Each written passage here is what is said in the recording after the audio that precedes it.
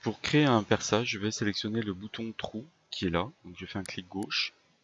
Je sélectionne la surface qui doit être perpendiculaire à l'axe du trou. Donc cette surface ici. Et je vois apparaître plusieurs petits boutons. Donc dans la surface que j'ai choisie, je peux faire varier le diamètre. Je peux faire modifier la longueur du perçage. Je peux modifier la position en fait du perçage. Et enfin deux petites poignées vertes. Donc en sélectionnant, en faisant un clic gauche dessus, je vais pouvoir dire par rapport à quelle surface doit être positionné ce trou. Donc je lâche sur la surface à droite. Donc là je vois que ça a été aimanté en fait ici. De même, la deuxième petite poignée verte, je fais un clic gauche dessus et je vais la lâcher sur le plan horizontal ici. Donc maintenant mon perçage est positionné. Il est capable ici de terminer la fonction.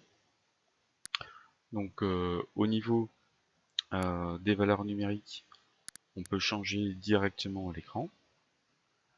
On peut aussi changer ici. On va dire que le trou sera à travers toutes les pièces. Voilà. Et que cette cote là, je la veux nulle. Je tape 0. Cette cote là, je vais mettre 67,5.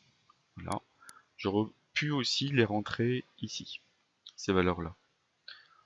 Dans certains cas, il est aussi assez pratique de faire un placement non pas linéaire avec les deux poignées vertes, mais de manière radiale ou diamétrale, et auquel cas il faut sélectionner un axe et un plan. Voilà, donc je valide la fonction. Et de même, si cette fonction ne me convenait pas, je peux soit la supprimer en faisant un clic droit sur la fonction, soit éditer toutes les cotes ou retourner dans l'édition de la fonction.